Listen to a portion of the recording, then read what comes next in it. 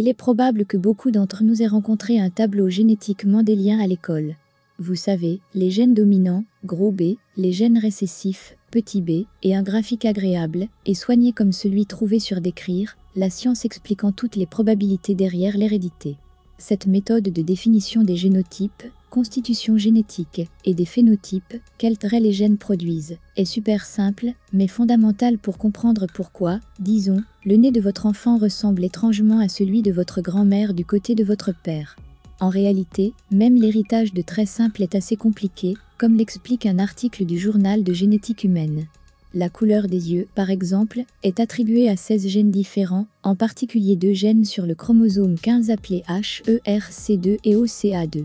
En fin de compte, un ensemble de protéines guidées par les gènes est responsable de la mélanogenèse, création de mélanine, dans les mélanocytes, cellules de mélanine, dans les yeux, et un autre ensemble de protéines est responsable de la façon dont la mélanine se développe au fil du temps.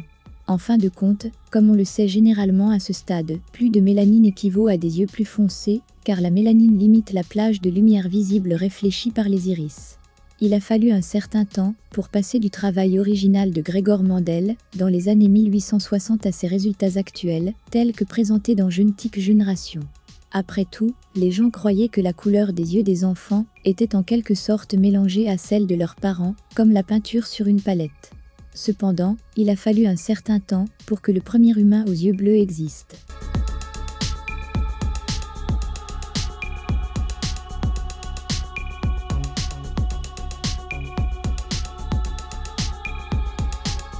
À l'heure actuelle, la Finlande et l'Estonie ont les personnes les plus aux yeux bleus du monde avec 89%, selon World Atlas. Ce chiffre chute au deuxième pays le plus élevé, l'Irlande, à 57%, puis l'Écosse, à environ la moitié. Les États-Unis, seulement 16,6%. Cela peut nous donner un indice sur la propagation de la mutation génétique qui cause les yeux bleus. Des preuves anecdotiques décrites dans un fil Reddit indiquent qu'un ordre de vikings du IXe siècle appelé Vareg peut avoir aidé les yeux bleus à proliférer. Leur itinéraire de voyage et de commerce, décrit dans Short History, les a emmenés de Suède à travers l'Empire byzantin en Europe de l'Est et en Asie mineure. Mais la première personne aux yeux bleus? Probablement de la région de la mer Noire, comme le souligne l'Indépendant, qui comprend la Turquie, l'Ukraine, la Roumanie et d'autres. Cela ne s'est produit que 8000 à 4000 avant notre ère, selon Science Daily. Gardez à l'esprit que notre espèce, Homo sapiens, existe depuis environ 200 000 ans. Auparavant, nous avions tous les yeux bruns.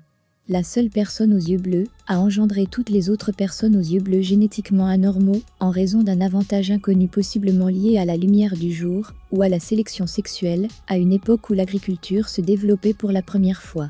Quant à la mutation génétique elle-même, il y a un simple interrupteur sur le gène OCA2, susmentionné qui, lorsqu'il est désactivé, limite la variation de la production de mélanine, ce qui produit des yeux plus clairs. Toutes les personnes aux yeux bleus ont cette même mutation génétique, d'où l'ancêtre commun.